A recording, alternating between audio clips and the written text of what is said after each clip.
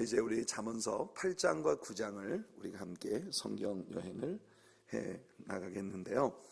여러분이 잠언서 8장과 9장은 우리가 잠언서를 공부하는 데 있어서 절대로 빼놓을 수 없는 아주 중요한 그런 부분입니다. 왜냐하면 이 잠언서 8장과 9장이 구속사적인 관점에서 잠언서를 어떻게 이해하는가 하는데 아주 절대적인 그런 가르침을 우리에게 주는 챕터들이기 때문에 그렇습니다. 자, 8장을 여러분들 펼쳐보십시오. 잠언서 8장은 지혜를 의인화시킴으로써 우리들에게 예수 그리스도를 보여주는 그런 장입니다. 이 personification, 지혜라고 하는 것은 사람이 아닌데 마치 지혜가 사람인 것처럼 이렇게 의인법화시켜서 이제 그 지혜를 우리들에게 소개해주고 있는 그게 잠언서 8장이고요. 이 내용이 잠언서라고 하는 책을 우리가 구속사적인 관점에서 어떻게 이해해야 하는가 하는 아주 확실한 그런 가이드를 우리들에게 제공해주는 그런 챕터인 것입니다. 바울 사도는 그리스도 안에 지혜와 지식의 모든 보화가 감추어 있다 이렇게 말을 했어요.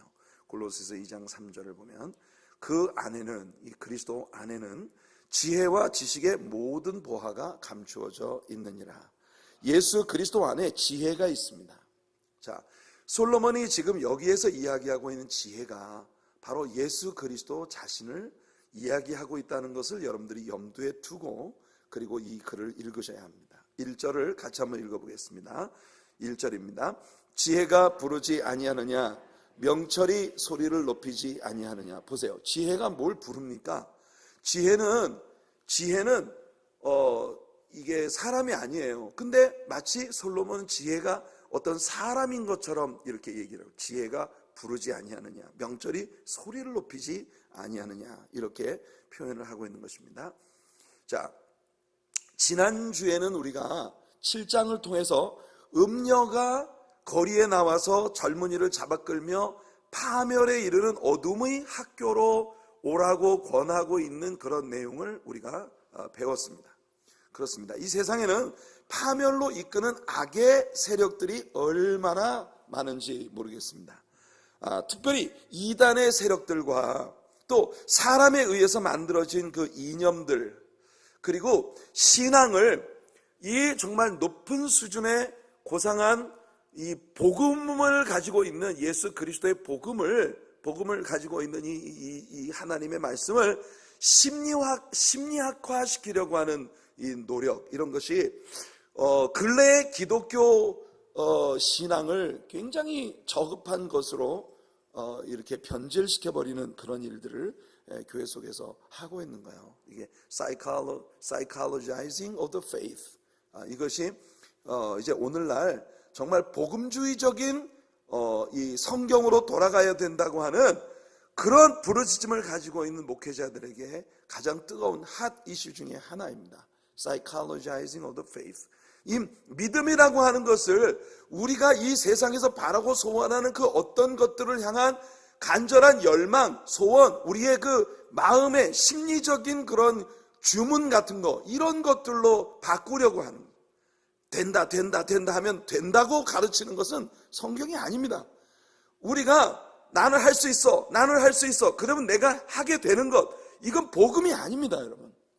그런데 오늘날 이 근래에 들어와서 이 교회들 안에서 목회자들의 가르침이, 강단에서의 가르침이 예수 그리스도의 순수한 복음의 가르침을 저버리고 성도들이 이 세상에서 잘 살 수 있는 그런 비결로서의 어떤 신앙, 이런 것을 성도님들에게 요구하고 강조하고 가르치는 이런 일들이 있어 왔다는 거예요. 그래서 늘 아침마다 일어나서 거울을 들여다보면 거울 속에 있는 나에게 너는 잘났어, 너는 잘 될 거야, 너는 잘할 수 있어, 이렇게 계속 자기 얼굴을 바라보면서 그렇게 자기에게 이야기를 하면 그렇게 모든 일들이 자기에게 잘 되고 자기가 정말 잘나진다는 거예요. 이게 여러분 한동안 교회, 부흥하는 교회들이 가지고 있는 가르침의 특징들 중에 하나였습니다. 그러나 오늘날에 와서 이렇게 그 psychologizing of the faith, 믿음을 심리학화시키려고 하는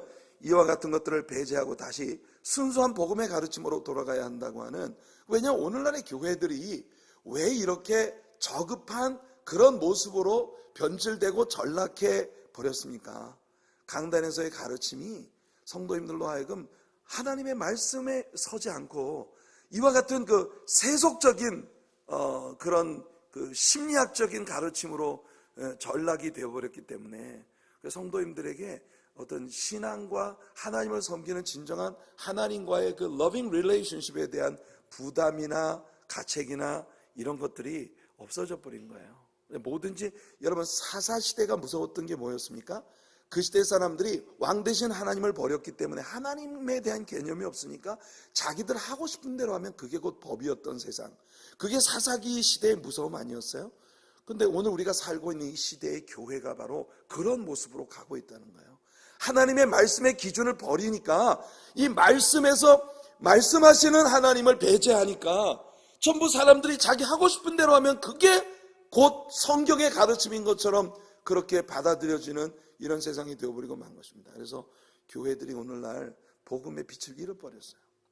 사람들 저마다 믿는 사람이나 믿지 않는 사람이나 목표가 다 똑같아져 버렸습니다.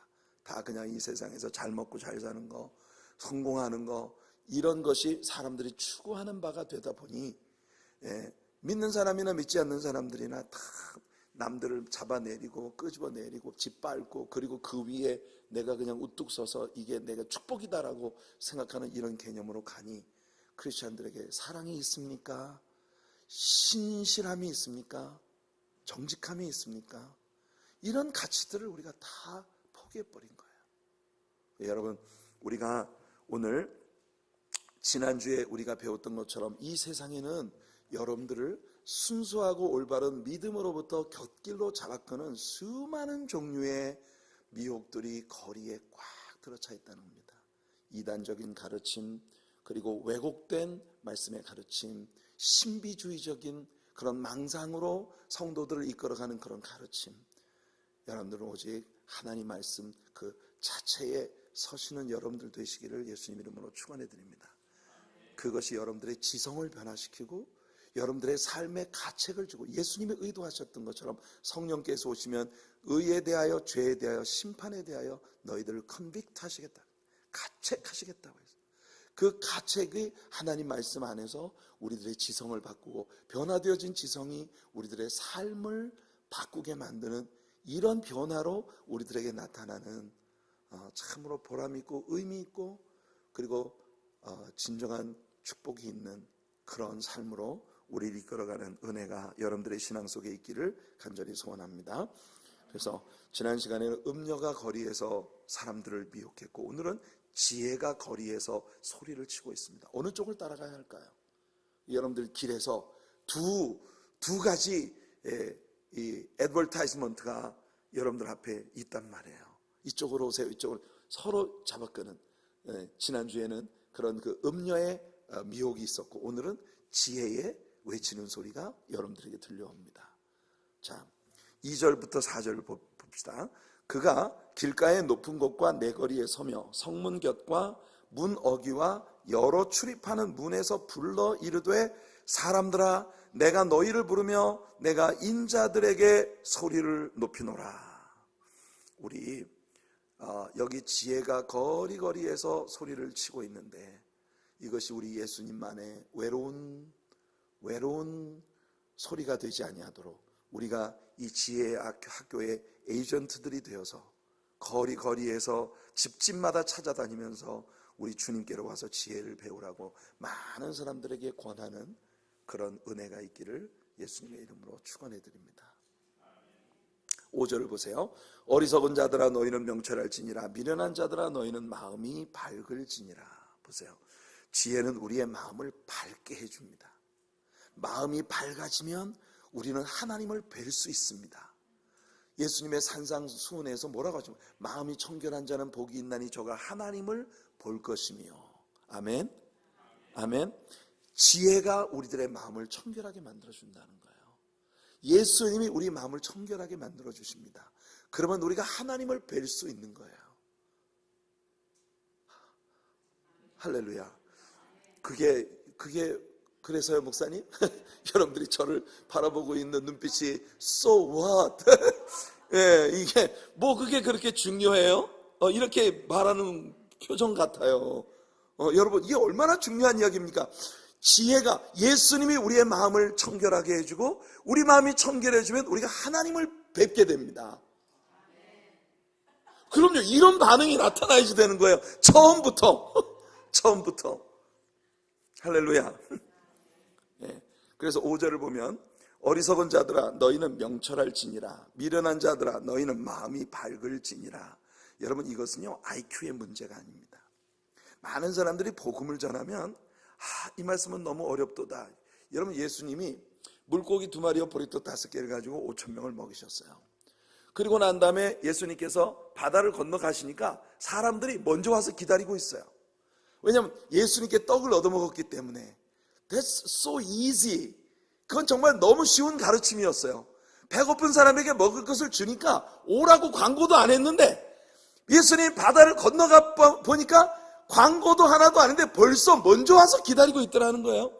자, 그런데 그 떡을 얻어먹고 잔뜩 기대를 가지고 있는 그 사람들, 성경은 우리들에게 그들이 예수님을 억지로 그들의 임금을 삼으려 하고 있다고 말하고 있습니다. 억지로 예수님을 임금 삼으려는 그 무리들이 먼저 와서 열광하며 예수님을 기다리고 있단 말이에요. 열광하며 기다리고 있는데 예수님이 딱 가셔서 그들에게 쉽게 얘기해서 초를 치시는 거예요. 초를 치시는 게 뭐냐? 예수님이 배고픈 사람에게 떡을 먹여주는 건 너무 쉬웠는데 갑자기 예수님이 어려운 이야기를 시작하시는 겁니다. 너희들이 떡을 얻어먹었으므로 여기까지 왔구나. 너희 조상들도 광야에서 하늘에서 내려온 거룩한 떡을 먹었지만 다 죽었어. 그러니까 이 육신의 떡을 쫓아다니는 사람들은 다 그렇게 사망에 이르는 거예요. 그러나 나를 먹어라. 나를 먹는 자는 산다. 보세요, 이렇다니까 반응이. 나를 먹는 자는 산다. 그래서 왜냐하면 나는 하늘에서 내려온 산 떡이기 때문에. 이렇다니까 분위기가. 그러니까 나는 하늘에서 내려온 산 떡이기 때문에 나를 먹는 자는 영원히 산다. 내 살은 참된 양식이요 내 피는 참된 음료로다. 예수님이 이렇게 선포를 하니까 갑자기 사람들이 이건 뭐지? 이런 겁니다. 이게 뭐지? 예수님이 저 사람이 이게 무슨 mond오가네도 아니고 뭐 자기의 살을 우리에게 주어서 먹게 한단 말이야? 우리가 무슨 사람 잡아먹는 사람이야? 이게 뭐야 이거?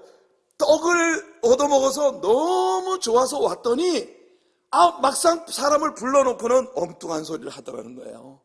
그러면서 사람들이 뭐라고 얘기합니까? 이 말씀은 너무 어렵도다. 이러고 다 가버렸어요. 이게 하나님의 진리에 대한 사람들의 반응이에요. 여러분, 이건요 지식이나 무슨 자기 IQ의 문제가 아니에요. 지능의 문제가 아니에요. 이건 지능의 문제가 아니라 마음의 성결의 문제입니다. 그걸 성경이 우리에게 가르쳐 주는 거예요. 여러분들, 예수님의 말씀이, 복음이 증거될 때 여러분들이 지식 수준이 모자라서 그거 이해 안 되는 거 아닙니다.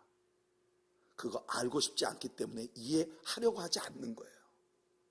그게 우리와 그다지 큰 상관을 갖고 있지 않다고 생각하기 때문에 마음을 닫아버리는 겁니다. 좀 더 우리가 아주 재미있고 행복하게 뭘 들을 수 있도록 우리들을 엔터테인하는 그런 쪽으로 갔으면 하는 그런 기대가 있는 거예요. 진짜 하나님이 우리에게 가르쳐주고 싶은 진리에 대해서는 별로 알고 싶은 마음이 없기 때문에 마음을 닫아버려요. 이건 절대 지능의 문제가 아니고 경륜의 문제가 아니고 성경 지식이 여러분, 성경 지식을 여러분들에게 가르치려고 애쓰는 거예요. 근데 성경 지식이 없어서 난 이게 이해가 안 된다라고 이야기하는 건 지금 내가 성경 지식을 가르치고 있다니까요. 지금부터라도 배우시면 여러분들이 더 지식이 늘어나게 되는 거라니까요. 이건 뭐냐면 마음의 문제입니다. 솔로몬이 이 잠언서에서 우리에게 가르쳐 주는 게 바로 그거예요. 너희들이 거리에서 부르는 음료를 쫓아갈 것인가? 아니면 지혜의 소리를 쫓아갈 것인가? 지혜를 쫓아가면 너희 마음이 밝아진다. 그렇게 말하고 있는 거예요. 여러분, 하나님의 지혜이신 예수 그리스도를 쫓아, 그의 복음을 쫓아 여러분들의 마음이 밝아지는 은혜가 여러분께 있기를 축복합니다. 6절에 너희는 들을지어다 내가 가장 선한 것을 말하리라. 내 입술을 열어 정직을 내리라. 내가 너희들에게 가장 선한 것을 가르치겠다. 이렇게 지혜가 외치고 있습니다. 자, 지혜의 학교에서는 진리를 가르칩니다. 내 입술을 열어 정직을 내리라. 이게 뭐냐면 truth. 내가 내 입을 열어 진리를 가르치겠다. 이 선언입니다. 7절 8절을 보시면 내 입은 진리를 말하며 내 입술은 악을 미워하느니라. 내 입의 말은 다 의로운 즉 그 가운데 굽은 것과 패역한 것이 없나니. 우리는 때로 지식이 많은 사람들이 너무나 어리석은 일을 하는 것을 봅니다. 시간이 더해 갈수록 범죄자들은 점점 더 지능적이어지죠. 그리고 때로 너무나 똑똑한 사람들이 너무나 바보 같은 짓을 하는 것을 우리는 목격합니다. 여러분들이 진실로 지성인이 되기를 원하신다면 여러분들은 지혜의 학교로 가셔야 합니다. 지혜의 학교에서는 성경을 가르치고 성경의 진리는 조금도 굽거나 패역한 것이 없습니다. 이것이 우리 지혜의 학교의 교과서예요. 조금도 왜곡되거나 편협한 것이 없이 고든 진리의 길을 우리에게 가르쳐 주는 것, 이게 지혜의 학교의 교과서입니다. 하나님의 말씀이에요. 또한 지혜의 가르침, 진리의 선언은 절대로 어려운 것이 아니라고 얘기해 주고 있습니다. 9절 말씀을 같이 한번 읽어보겠습니다. 9절 시작. 이는 다 총명이 있는 자가 밝히 아는 바요 지식 얻은 자가 정직하게 여기는 바니라. 이 말씀은 좀 모호해요. 우리 성경의 해석이 다 총명이 있는 자가 밝히 아는 바요 지식 얻은 자가 정직하게 여기는 바니라. 이 구절을 킹 제임스 버전에서 보면 여러분들 저기 스크린 나온 대로 이렇게 돼. They are all plain to him that understands and right to them that find knowledge. 여러분, 이렇게 이야기를 하면 아주 분명해집니다. 이야기가 뭐냐 하면 하나님의 말씀이라는 것이, 지혜의 학교의 교과서인 하나님의 말씀이, 그것을 이해하는 사람에게는 그게 so plain. 여러분, they are all plain. 이게 성경의 말씀이에요. 여러분, 성경 말씀은요, 그거를 정말 이해하고자 하는 자에게는 너무 쉬워. 너무 그냥 평범해. plain. They are all plain. 성경은 우리들에게 절대 어려운 말을 하고 있지 않아요. 그걸 내가 이해하고자 하는 자에게는요, 모든 게 너무 쉽게 다가온단 말이에요. 또한 right to them that find knowledge. 진짜 지식을 얻고자 하는 자, 지식을 찾는 사람에게는 하나님의 말씀이 right, 옳단 말입니다. 하나님의 말씀은 변함이 없는 진리라는 거예요. 그러니까 여러분, 성경이 어려운 게 아닙니다.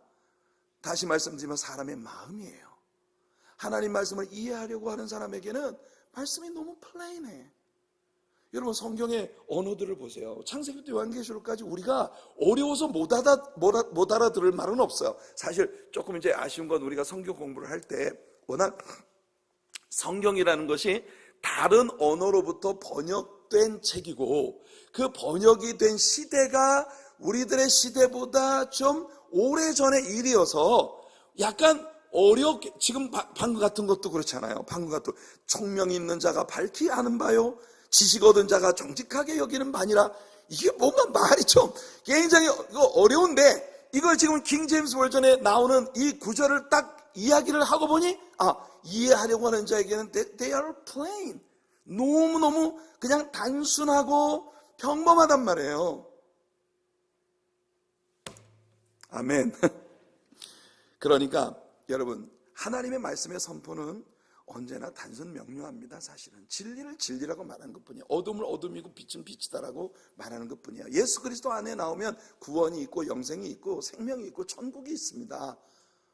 그게 복음의 본질이에요. 그거 어렵습니까? 어렵지 않잖아요. 근데 문제는 뭐냐면 우리들한테는 지금 당장 구원, 천국, 죄의 용서, 이 이슈가 우리들에게 아주 가까운 이슈가 아니라는 거예요.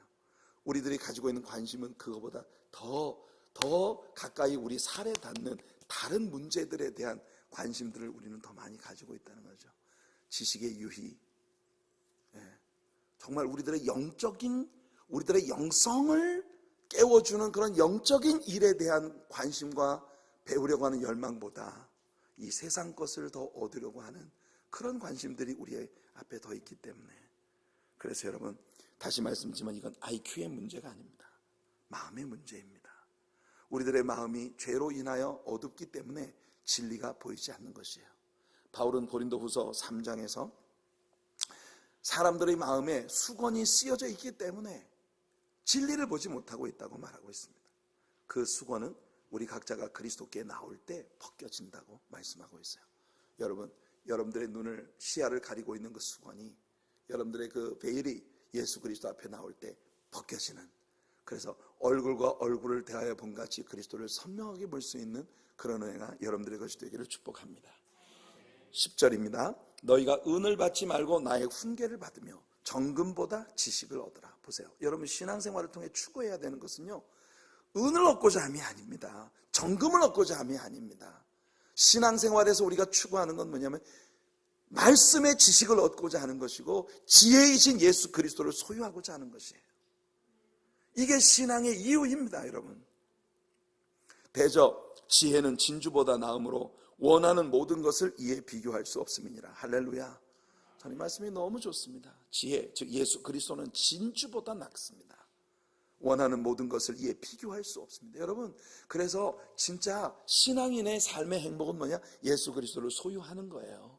그게 세상의 금은 보화를 얻는 것보다 더 우리를 그냥 짜릿하게 전율하게 만드는 그런 은혜가 되고 기쁨이 되는 거, 예수 그리스도를 소유함이 오늘 나 주님의 기쁨 되기 원하네 하는 찬양을 했습니다. 여러분, 주님의 기쁨이 되는 것, 이것이 우리가 우리의 삶에서 가장 원하는 것이라고 노래했는데 그것이 여러분들의 진심이기를 바랍니다. 예수님을 더 많이 알고 예수님을 더 많이 기쁘게 하는 것. 그래서 예수님은 우리들에게 마태복음 6장 33절에서 그런즉 너희는 먼저 그의 나라와 그의 의를 구하라. 그리하면 이 모든 것을 너희에게 더하시리라. 그의 의와 그의 나라를 먼저 구한다는 건 뭡니까? 솔로몬이 여기서 가르쳐주고 있는 것처럼 지혜이신 예수 그리스도를 얻는 것을 최고의 부, 최고의 행복, 최고의 기쁨으로 여기면 다른 것은 다 따라온다는 거예요. 이제 지혜의 특성을 배웁니다. 이것이 지혜 학교의 교장 선생님이신 지혜 선생님의 명함이에요. 지혜 선생님의 명함이 여기에 있습니다. 자, 12절을 보니까 지혜 선생님의 주소가 나오네요. 여기. 나 지혜는 명철로 주소를 삼으며 지식과 근신을 찾아온다니. 여기 나 지혜는, 솔로몬은 여기에서 지혜를 완전히 의인화시키고 있어서 여기서부터 이 지혜는요, 예수님 자신을 이야기하는 겁니다. 그래서 예수님의 주소는 어디냐? 명철시에 사시는 분이시다. 명철시에 understanding, city of understanding에 사시는 분이세요. 명철에 주소를 두고 계시는 분. 자, 13절을 보니까 여호와를 경외하는 것은 악을 미워하는 것이라. 나는 교만과 거만과 악한 행실과 배역한 입을 미워하느니라. 이것이 우리 명철 선생님이 싫어하시는 거예요. 하나님의 hate list. 우리 하나님의 hate list예요. 이게 하나님이 싫어하시는 거. 여러분, 하나님을 진실로 사랑하신다면 하나님이 싫어하시는 것을 여러분들도 싫어하셔야 돼요. 하나님이 싫어하시는 게 뭐라고요? 첫째, 교만, 그 다음에 거만, 그 다음에 악한 행실. 여러분, 사람이 정말 하나님이 가장 싫어하시는 게 뭐냐면 거만하게 거들먹거리는 거예요. 되지도 못하면서 된 줄 알고 나지도 못하면서 난 줄 알고 착각하고 살아요. 착각하고.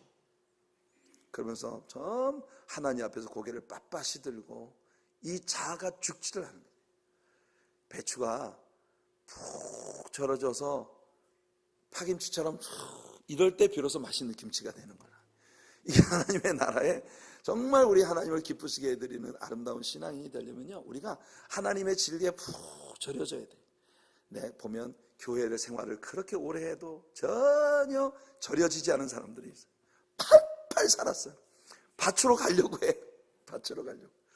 하나님께서 오늘 저녁 우리를 푹 성령의 소금에 절여주시는 저녁이 되기를 소원합니다. 그 다음에 여기 보니까 패역한 입을 하나님이 미워하신다 그랬어요. 이 패역한 입이 뭡니까? 패역한 입이라고 하는 게, 제가 그래서 여기 킹 제임스 버전에서는 이 패역이라는 말을 forward라고 이렇게 번역을 했어요. forward. 그 다음에 뉴 킹 제임스 버전에서는 perverse. 이 perverse라는 말은 좀 약간 더 현대적으로 사람들이 많이 쓰는 말입니다. perverse라고 하는 것은요, 쉽게 이야기하면 변태. 여러분, 변태가 뭡니까? 이게 트위스트 된 거예요. 뭐가 정상적인 것을 좋아하는 게 아니라 약간 이렇게 삐따둠하게 이렇게 샥 오브라져 있는 거예요. 약간 트위스트 된 거예요. 그러니까 모든 것을 보는 시각이 왜 그냥 있는 그대로 보지를 않고 약간 이렇게 왜곡시켜서 보는 거예요. 목사님이 설교를 할 때 여러분들 예수님을 사랑하세요. 그건 예수님 사랑하란 말입니다. 목사님 왜 저렇게 얘기를 하지? 이게 뭔가가 이렇게 펄펄 약간 꼬여있는 거. 여러분, 세상 사람들이 변태란 말을 하는 것이 뭐냐면요, 원래 정상적인 것이 아닌 것을 자꾸 추구하는 거예요.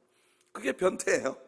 여러분, 이게 강대상에서 사용하기에 적합한 말이 아닐지도 모르지만, 펄벌스라는 성경 자체가 사용하고 있는 이 용어는 뭐냐면, 사람들의 입이 여러분 이렇게 트위스트 되어 있는 삐뚤어진 왜곡된 입, 하나님이 싫어하시는 헤이트 리스트 중에 하나입니다. 하나님께서 우리들의 입술을 정하게 하셔서 우리 입의 말이요, 항상 이렇게 좀 sarcasm, 약간 좀 냉소적인 그런 비비 꼬는 언어의 유희, 이런 것을 우리 입에서 싹 제거해 주시기를 바라요. 제가 솔직히 말씀을 드려서 뉴욕에 와서 우리 하나님의 사랑교회에 처음 부임을 했을 때 제일 우리 교회 성도님들과 대화를 나누면서 항상 제 마음이 불안했던 게 있어요. 그게 뭐냐면 왠지 아슬아슬해요. 그 아슬아슬함이 뭐냐면은 사람들이 입만 열면 뭔가를 농담처럼 이야기를 하는데 그 속에 가시가 있는 거 있죠. 그 약간 좀 그러니까 말을 갖다가 근데 이게 좀 이 교회 문화인 것 같더라니까. 제가 지금은 그게 다 없어졌어요. 우리 교회에 그게 거의 다 없어졌어요. 거의라고 했습니다. 거의 다 없어졌어요. 하여튼 그때는 무슨 입만 열면 사람들이 그냥 어디 사석에서 음식을 먹으면서 대화를 나눈다든지 교회에 회의를 한다든지 모든 자리에서 기회만 있으면 하여튼 뭔가를 이렇게 약간 좀 냉소적으로 이야기를 하는 그런 표현들이 우리 대화 속에 항상 놀몰한 그걸로 끼어 있었어요.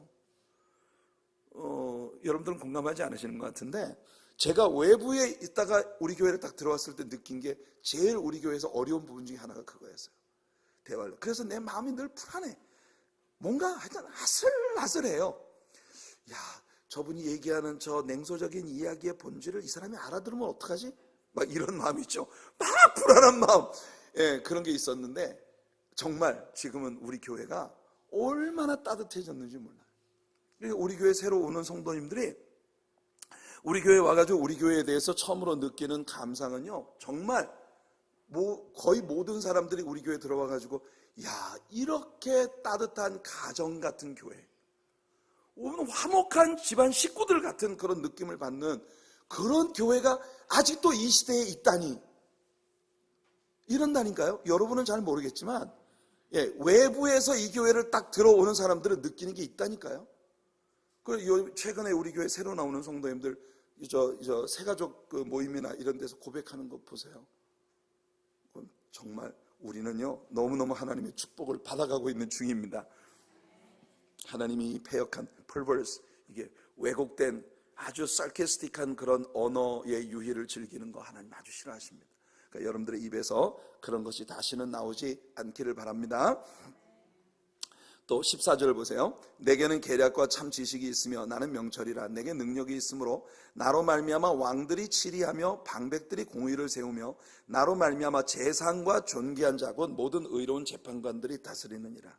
여러분, 다니엘이 느부갓네살 왕의 꿈을 해석할 때 그는 이 느부갓네살 왕에게 지극히 높으신 하나님께서 인간 나라를 다스리시며 그 나라를 누구에게든지 원하는 자에게 주시는 것이라고 이렇게 다니엘이 느부갓네살에게 선언했어요. 그러면서 느부갓네살 당신에게 바벨론의 왕이 되게 하신 것도 하나님께서 당신을 쓰시기 위하여 이 왕의 자리에 올려놨다. 이건 느부갓네살은 하나님 믿는 사람도 아니고 느부갓네살은 이방 왕입니다. 그런데도 다니엘이 분명하게 말하기를 세상에 있는 모든 나라들의 권좌에 앉는 일은 하나님의 소관이라는 것을 분명히 하고 있어요. 다니엘 4장 25절 말씀을 한번 보세요.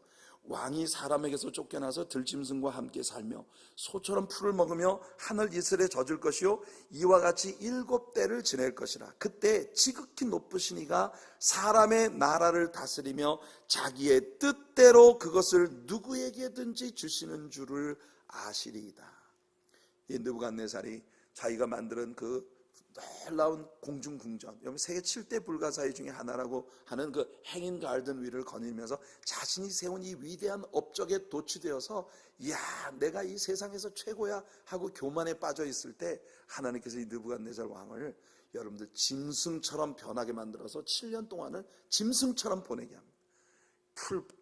소처럼 풀 뜯어 먹으면서 광야에서 미치광이로 지내요. 머리는 여기 허리까지 기르고 여러분 손톱 발톱은 완전히 깎질 않으시고 매발톱처럼 이렇게 길러가지고 완전 미치광이처럼 7년이라는 세월을 그렇게 지내게 만드셨어요. 그러면서 느부갓네살에게 하나님이 교훈을 주시는 겁니다. 네가 잘난 거 하나도 없다. 너를 왕 삼은 건 내가 한 일이야. 하나님이 이 일을 느부갓네살에게 보여주실 것이라고 다니엘이 용감하게 느부갓네살 앞에서 그의 꿈을 해몽해 주는 거예요. 하나님은 이 세상을 주관하시는 분이십니다. 믿으십니까?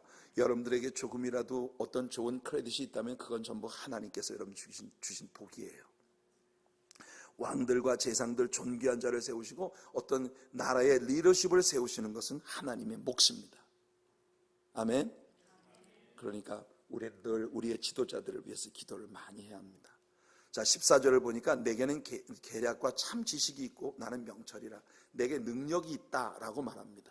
여기 계략이라고 하는 말은 counsel, 영어 성경의 counsel is mine. 그러니까 왕들에게 카운슬링을 해주어서 왕들로 하여금 뭔가를 하게 하는 모사가 되어주는 분이 누구냐? 바로 하나님이시라는 겁니다.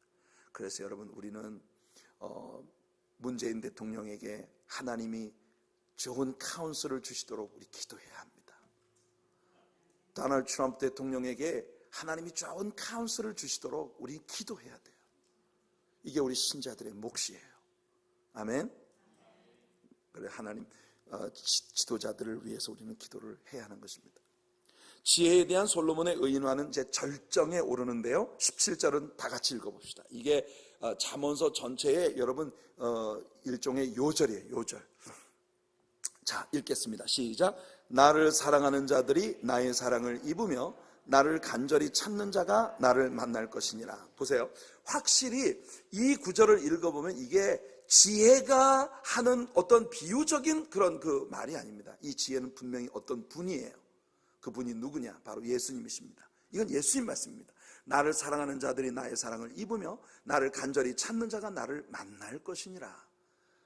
야고보서에서도 야고보가 말했습니다.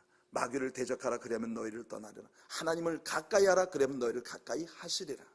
예레미야에게도 하나님 말씀하셨어요. 너희가 내게 나와 부르짖으면 내가 들을 것이요 나를 찾으면 간절히 찾으면 내가 너희에게 만나질 것이다. 하나님은 언제나 우리들에게 이렇게 선포해 주시는 분이십니다. 솔로몬은 사실요 이것을 그의 젊은 날에 아주 일찍 배웠어요. 그는 지혜를 구했고 하나님이 그에게 주신 지혜는 그에게 모든 부귀와 영광을 동시에 가져왔습니다. 그는 그 모든 것을 하나님께서 주셨다는 걸 부인할 수 없었어요. 하나님은 우리에게도 이 지혜이신 예수님을 주실 준비가 되어 있으십니다. 왜 마음을 열고 그 주님을 구하지 않으시나요? 우리가 부지런히 말씀을 공부하고 하나님을 사랑하고 간절히 예수님을 얻기를 구하면 예비되어진 이 놀라운 선물은 다 여러분의 것입니다. 이제 이 지혜가 얼마나 놀라운 축복들을 우리에게 가져오는지 덧붙여집니다.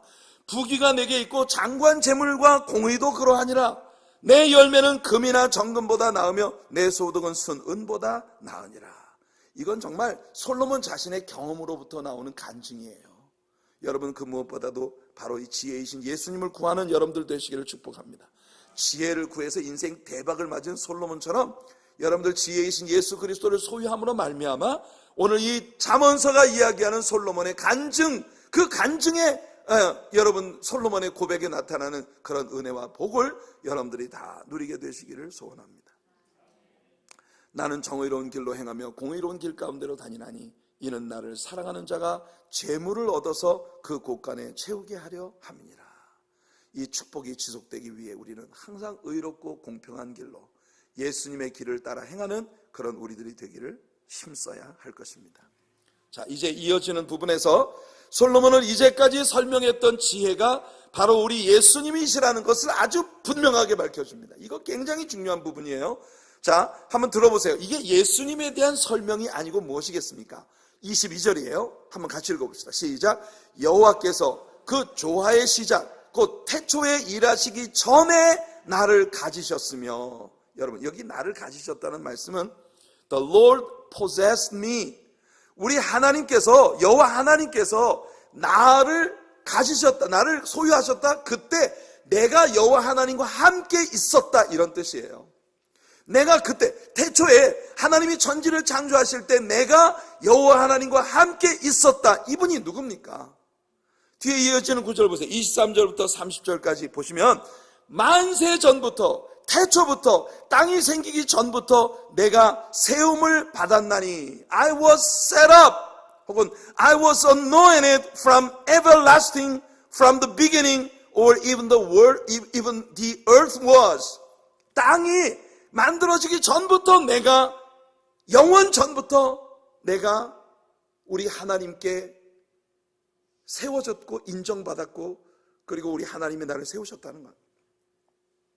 아직 바다가 생기지 아니하였고 큰 샘들이 있기 전, 그러니까 창조가 이루어지기 전에 내가 이미 났으며, 산이 세워지기 전에, 언덕이 생기기 전에 내가 이미 났으니, 하나님이 아직 땅도 들도 세상 진토의 근원도 짓지 아니하셨을 때라. 보세요. 예수님께서 존재하신 것은 이미 세상의 모든 것이 창조되기 이전부터 아버지와 함께 계셨다는 것입니다. 그가 하늘을 지으시며 궁창을 해면에 두르실 때 내가 거기 있었고, 그가 위로 구름 하늘을 견고하게 하시며 바다의 샘들을 힘있게 하시며 바다의 한계를 정하여 물이 명령을 거스르지 못하게 하시며 또 땅의 기초를 정하실 때 내가 그 곁에 있어서 창조자가 되어 날마다 그의 기뻐하신 바가 되었으며 항상 그 앞에서 즐거워하였으며. 와, 여러분 이건요 예수 그리스도에 대한 설명에 달리 다른 그 무엇일 수가 없습니다. 아멘. 이 말씀이 딱 요한의 설명과 일치하지 않습니까? 요한복음 1장 1절로 3절까지 말씀을 같이 읽어봅시다. 태초에 말씀이 계시니라. 이 말씀이 하나님과 함께 계셨으니 이 말씀은 곧 하나님이시니라. 그가 태초에 하나님과 함께 계셨고 만물이 그로 말미암아 지은 바 되었으니 지은 것이 하나도 그가 없이는 된 것이 없느니라. 우리 예수님은 모든 것들보다 먼저 계신 하나님이셨고 또한 모든 것들을 지으신 창조주이셨고, 이 세상 그 어느 것도 우연히 존재하거나 돌발적인 사고에 의한 돌연변이로 생겨난 것이 아니라 우리 하나님의 창조의 권능으로 모든 일이 이루어졌다고 하는 것을 이 지혜가 우리들에게 확고하게 가르쳐주고 있는 것이에요.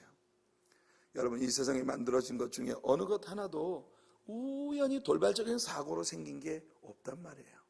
하나님의 치밀하신 계획과 디자인 안에서 섬세하게 창조되어졌다는 것입니다. 우리 인체를 한번 보세요. 우리 인체는요 수억 개의 세포가 존재합니다. 그리고 그 세포 하나하나마다 유전자 코드를 가지고 있어요. 우리 인체에 이 수억 개 존재하고 있는 이 세포들 하나하나가 유전자 코드를 가지고 있는데 그 유전자 코드가 세포 하나하나마다 다 복사되어 있단 말입니다. 그 유전자 코드를 풀어놓기만 해도, 그냥 이 유전자 코드를 그냥 풀어놓기만 해도 이것이 600페이지짜리 책 1000권 분량에 해당된다고 합니다. 여러분 그렇게 복잡하신 분들이세요. 여러분들의 온몸에 있는 이 세포 속에 코디도 되어져 있는 유전자 지도를 전부 꺼내서 풀어놓으면 그게 여러분 600페이지짜리 책 1000권 분량에 해당되는 그런 분량의 데이터가 여러분들의 유전자 속에 코디드 되어 있다는 거예요. 그 유전자 속에는 우리의 뼈대는 어떻게 형성되어 있는지, 우리의 근육은 어떻게 형성되어 있는지, 뼈대에 붙은 근육들, 즉 수익은 이 voluntary muscles, 또 뼈대에 붙지 않은 근육들, 불수익근들, involuntary muscles, 이런 것들에 대한 정보들, 소화기 계통, 혈관 계통, 척수신경계, 우리 몸을 구성하고 있는 모든 정보들이 이 유전자 코드 속에 담겨 있어요. 뿐만 아니라 우리들의 신체에 어떤 이상이 생겼을 때 이 세포들 속에 담겨 있는 유전자 지도에 의하여 우리 몸이 스스로 모든 것을 보정시킬 능력을 가지고 있다는 거예요. 리커버리 시스템이 우리들의 이 세포 속에 들어있는 유전자 지도, 이 지남이라고 하는 유전자 지도 속에 이미 코디도 되어 있다는 거예요. 이게 얼마나 신기합니까? 여러분 손가락을 베었어요. 여러분들 이게 만약 유전자 코드의 데이터가 없으면 이 잘라진 상처에서 끝없이 피가 나올 건데, 여러분 이것이 혈액을 멈추어주고 응고되게 하고 상처가 아물게 하고, 아물는 것뿐만 아니라 이 칼로 베어져서 벌어진 그 살이 자동으로 다 들어붙어서 다시 리커버 되게 만들어주는 거예요. 어떤 사람이 살점이 파였어요. 새살이 돋아나잖아요. 근데 그 새살이 돋아나는 게 원래 여러분 이게 파인 그만큼만 돋아나야 되는데 이게 한정없이 돋아나면 어떻게 되겠습니까? 손가락에 손가락 하나가 더 생기는 거예요. 그런 일이 절대로 생기지 않는단 말이에요. 이게 뭐냐면 우리들의 세포 속에 코디드 되어 있는 유전자가 가지고 있는 데이터대로 우리들이 리커버 되는 거예요. 야, 여러분들의 자동차가 그랬으면 좋겠죠?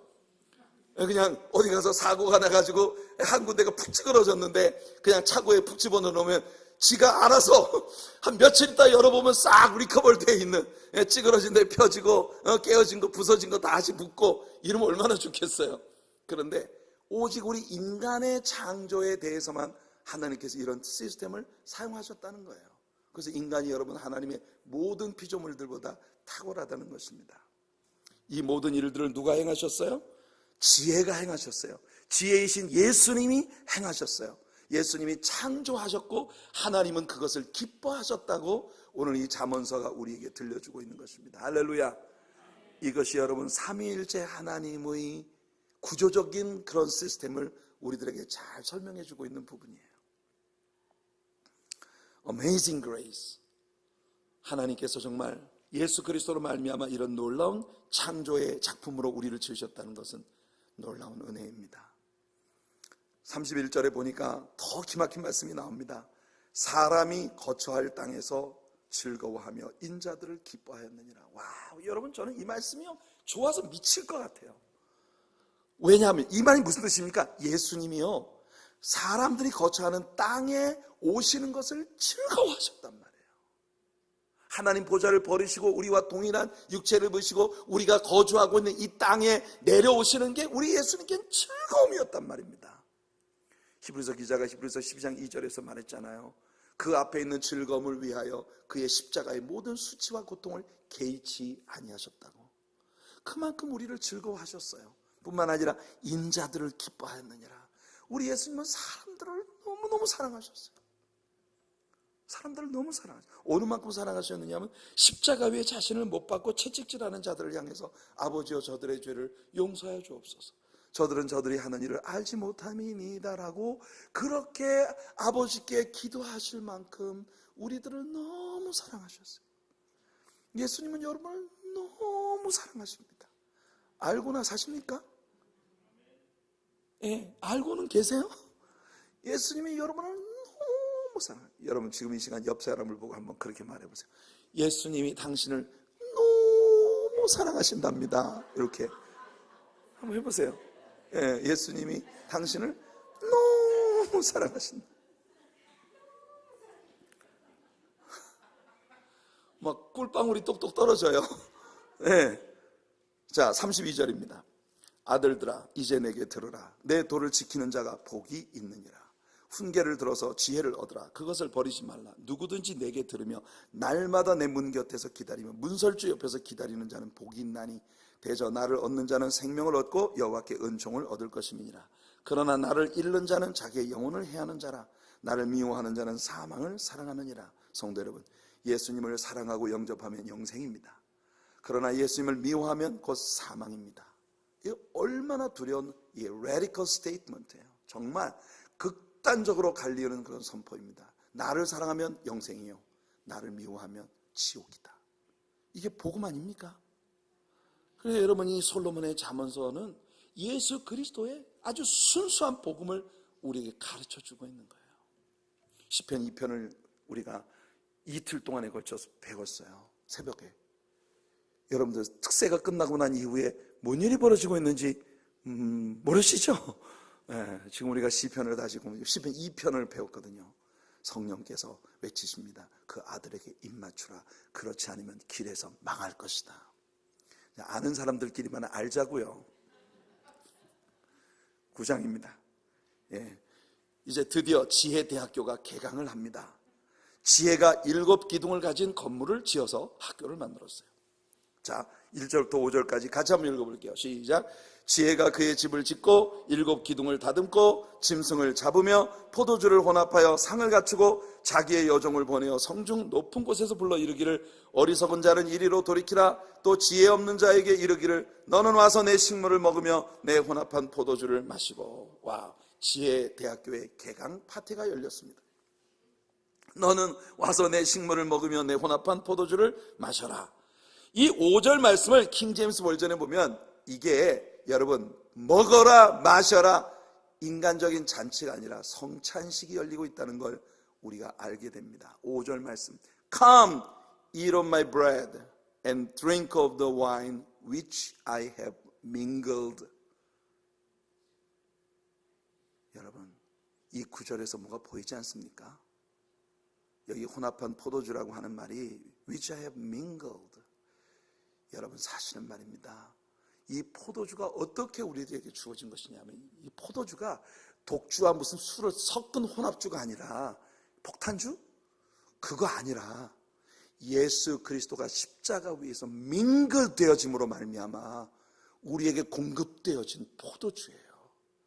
우리가 성찬식을 나눈다고 하는 건 바로 주님의 깨어진 몸과 그의 십자가 위에서 민글되어진 그의 몸으로부터 쏟아진 그 보혈을 우리가 나누는 것입니다. 지혜학교 개강 파티는 예수님의 성찬에 함께 참여하는 일이에요. 아멘. 성경을 잘 읽으셔야 합니다. 성경을 잘 읽으셔야 해요. 마태복음 22장에 보면 예수님께서 저 길과 산울로 다니면서 모든 사람들을 초청해서 내 아들의 혼인잔치에 데리고 와라. 사람들을 불러서 내 혼인잔치에 데리고 오라는 명령을 주시는 말씀이 나옵니다. 마태복음 22장 10절을 보면 종들이 길에 나가. 근데 종들이 길에 나갔다는 말이 So the servants went out into the highways and byways 이렇게 되어 있어요. Highways and byways. 이 세상의 모든 길들을 예수 그리스도를 향하여 초청하는 초청의 언어들로 채우라는 거예요. 하나님께서 우리 교회에 복을 주셔서 우리 교회가 거리거리에 나가 우리의 삶의 모든 거리거리에 예수 그리스도께로 돌이키라고 사람들에게 패스아웃 할 수 있는 그런 우리 교회가 되기를 간절히 원합니다. 고린도후서 5장 20절에 그러므로 우리가 그리스도를 대신하여 사신이 되어 하나님이 우리를 통하여 너희를 권면하시는 것 같이 그리스도를 대신하여 간청하노니 너희는 하나님과 화목하라. 우리가 예수 그리스도의 사신이 되어서 그리스도의 앰베서더들이 되어서 세상 사람들에게 나가 하나님과 화목하세요. 이렇게 하나님과의 reconciliation, 이 화목을 하나님과의 화해를 가질 수 있도록 우리가 사람들을 초청하는 그런 우리들이 되기를 바랍니다. 6절입니다. 어리석음을 버리고 생명을 얻으라 명철의 길을 행하라 하느니라. 우리들의 부르짖음을 듣지 않는 사람들이 많을 것입니다. 여러분이 그런 사람들 모두를 붙들고 여러분들의 시간을 다 쓰실 필요는 없어요. 여러분은 전하는 것이 사명이고 그 사람의 영혼을 구하는 것은 하나님의 몫입니다. 그러니까 여러분들이 전도를 할 때 내가 말을 잘해서 이 사람을 현혹시켜야 된다는 욕심을 가지지 마세요. 여러분 그냥 순수한 복음만 질러버리세요. 복음은요 그냥 질러버리는 거예요. 예? 여러분 전인권이라는 가수를 좋아하는 사람 별로 없죠? 좋아하시나요? 네, 전인권이라는 가수를 좋아하는 사람은 참 독특한 사람인 것 같아요. 근데 저는 전인권이라는 가수가 참 좋아요. 그 사람은요 자기는 자기 하고 싶은 대로 질러버려. 음악이 좋든 나쁘든 그건 듣는 사람의 몫이야. 그게 전인권이라는 가수의 특징이에요. 그대여 아무 걱정하지 말아요. 자기 하고 싶은 대로 부르는 거예요. 소리 지르는 거 보면 저게 지금 노래를 잘하는 건지 그냥 소리를 지르는 건지 분간이 안 되는데 그게 그 사람의 매력이에요. 여러분, 제가 볼 때는 복음이라는 게 그런 겁니다. 듣든지 아니 듣든지, 때를 얻든지 못 얻든지, 이건요 in season, out of season 우리 몫이 아닙니다. 이게 때인지 아닌지, 들을 건지 말 건지 여러분 몫이 아니에요. 그냥 질러버리는 거예요. 아멘 좀 하시오. 금수강사인데 동포들이요. 예, 아멘 좀 하시오. 여러분, 그렇게 질러버리는 게 하나님의 몫이에요. 어떤 사람은 뒤에 이어지는 구절이 여기에 잘못 편집되었다고 생각하는 사람들이 있습니다. 하지만 그렇지 않아요. 뒤에 이어지는 구절을 한번 잘 읽어봅시다. 7절부터 9절이에요. 시작. 거만한 자를 징계하는 자는 도리어 능욕을 받고 악인을 책망하는 자는 도리어 흠이 잡히느니라. 거만한 자를 책망하지 말라. 그가 너를 미워할까 두려우니라. 지혜 있는 자를 책망하라. 그가 너를 사랑하리라. 지혜 있는 자에게 교훈을 더하라. 그가 더욱 지혜로워질 것이요 의로운 사람을 가르치라. 그의 학식이 더하리라. 여러분, 이것은 뭐냐면 우리가 전도를 할 때 내가 전도를 하는 그 전도를 받는 사람들이 다 복음에 대해서 선한 반응을 보일 거라고 기대하지 말라는 거예요. 여러분들 내가 복음을 전해보면 의로운 사람들은 확 달라붙을 것이고 이게 하나님 선택한 사람들입니다. 그러나 악을 행하는 사람들은 여러분들에게 확 할 거예요. 그건 그 사람들과 하나님의 몫이에요. 우리는 가서 전해야 합니다. 아멘. 교회의 사명은 그런 의미에서 이중성을 가지고 있다고 봅니다. 이중성이란 뭐냐? 전도의 중요성, 나가서 믿지 않는 사람을 믿게 하는 일과 그 다음에 믿고 교회에 들어온 사람들을 계속 교훈하고 가르쳐서 영적인 성숙을 도모하는 일. 교회는 이 이중적인 사역이 항상 밸런스를 가지고 가야 합니다. 우리는 지금까지 모여서 배우는 거 열심히 했어요. 이제는 나가서 전하는 것도 열심히 해야 합니다. 네. 아멘? 네. 꼭 하여튼 곤란한 거, 약간 좀 곤란한 거는 생각해보고 아멘을 하지. 아멘 하는 목사님이 또 뭐라고 할까봐. 네. 우리는 이 이중적인 사역의 밸런스를 가져야 돼요. 여러분, 앉아서 우리끼리 배우고 우리끼리 예배하고 우리끼리 좋아하는 거, 이것도 우리의 몫이에요. 그래서 우리에게 교회가 필요한 겁니다. 우리 교회 필요해요. 제가 토론토에 있을 때 제가 섬기고 있던 교회가 참 좋은 건물을 갖고 있었거든요. 거기 우리가 레노베이션을 해서 너무 아름다운 성전을 만들었는데 한 청년이 우리 교회로 들어왔어요. 새로 나온 사람이 오더니 처음 와가지고 저한테 목양실로 따고 와가지고 저한테 하는 말이, 목사님이 성경을 제대로 아시는 분이라면 이 건물 다 팔아서 가난한 사람들은 다 주고, 그리고 교회는 공원에서 예배를 드려야 맞습니다, 이렇게 얘기를 하는 거예요. 네, 그게 요즘에 별 사람 다 있어요. 여러분, 우리에게는 건물도 필요합니다. 네, 여러분, 우리가 이 건물이 가끔 우리들에게 애건이가 되긴 하지만, 우리에게는 건물이, 이거 없다고 한번 생각해 보세요. 우리 얼마나 여러분 서럽겠어요, 그죠? 이렇게 비가 새더라도 있는 게 얼마나 축복이냐. 여러분, 하나님께서 분명히 우리들이 이 건물을 잘 지혜롭게 운용해서 뭔가 하나님의 큰 영광을 나타내는 일을 우리에게 주실 줄로 믿습니다. 우리는 정말 하나님께서 이 모든 것을 완전하게 성수시켜 주시기를 기다리며 지금 기도하고 있어요. 여러분 함께 기도합시다. 그러니까 우리는 이 두 가지를 다 해야 돼요. 교회에 모여서 열심히 배우는 것과 나가서 열심히 전하는 것. 이 잠언서가 우리들에게 주는 교훈이 바로 그겁니다. 자, 그리고 잠언서의 주제가 다시 한번 반복되죠. 여호와를 경외하는 것이 지혜의 근본이요 거룩하신 자를 아는 것이 명철이니라. 우리는 잠언서 1장에서 이 구절을 한번 본 적이 있습니다. 1장 7절에 여호와를 경외하는 것이 지식의 근본이거늘 미련한 자는 지혜와 훈계를 멸시하느니라. 여러분, 우리 사회는 안전보장에 대해 많은 것을 쏟고 있습니다. 하이웨이에서의 안전이 아주 중요한 이슈죠.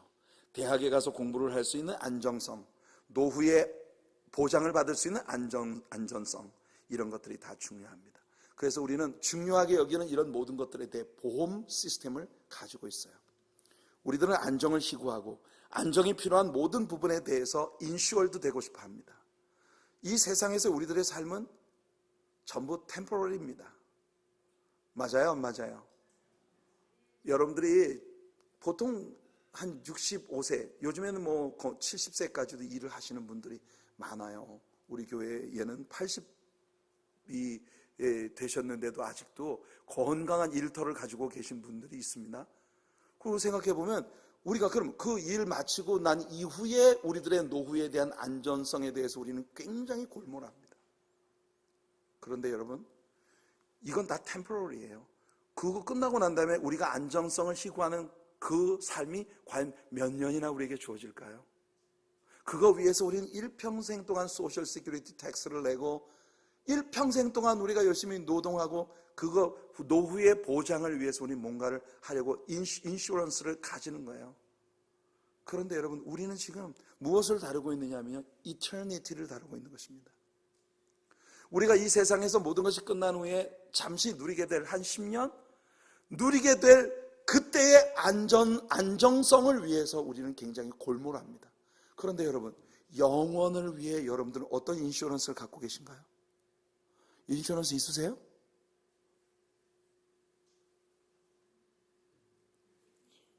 아니 뭐 이렇게 대답을 못 하십니까? 여러분 인슈런스 없으세요? 영원에 대한 인슈런스 없으세요? 솔로몬이 우리에게 가르쳐 주는 것이 뭐냐? 보세요. 11절 12절 읽어볼게요. 시작. 나 지혜로 말미암아 내 날이 많아질 것이요 내 생명의 해가 내게 더하리라. 내가 만일 지혜로우면 그 지혜가 내게 유익할 것이나 내가 만일 거만하면 너 홀로 해를 당하리라. 여러분, 우리의 인슈런스는 지혜입니다. 지혜는 누구세요? 예수님이세요. 우리의 인슈런스는 예수님입니다. 아멘. 우리의 인슈런스는 예수님이에요. 자, 이처럼 지혜 학교에서 학생을 부르는 예수님이 계신가 하면 또 길에서 아직도 어리석은 자를 미혹하며 지옥으로 이끄는 사탄의 유혹도 여전히 존재한다는 것을 이야기하면서 솔로몬은 오늘의 말씀을 끝냅니다. 13절부터 마지막 절까지 읽어보고 끝낼게요. 시작. 미련한 여인이 떠들며 어리석어서 아무것도 알지 못하고 자기 집 문에 앉으며 성읍 높은 곳에 있는 자리에 앉아서 자기 길을 바로 가는 행인들을 불러 이르되 어리석은 자는 이리로 돌이키라. 또 지혜 없는 자에게 이르기를 도둑질한 물이 달고 몰래 먹는 떡이 맛이 있다 하는도다. 오직 그 어리석은 자는 죽은 자들이 거기 있는 것과 그의 객들이 수월 깊은 곳에 있는 것을 알지 못하니라. 오늘도 여러분, 그 유혹을 따라가면 반드시 지옥이 기다리고 있는 그런 그 곳으로 사람들을 이끌기 위해서 거리에서 외치는 그런 사람들이 있습니다. 여러분들, 오늘 설교의 서두에서 말씀드린 것처럼 그런 이단의 세력이나 왜곡된 하나님의 말씀, 왜곡된 종교 시스템, 이런 것들을 추정하지 아니하고 항상 예수 그리스도의 복음의 진리 안에 거하는 축복된 하나님의 자녀들이 되시기를 예수님 이름으로 축원해 드립니다.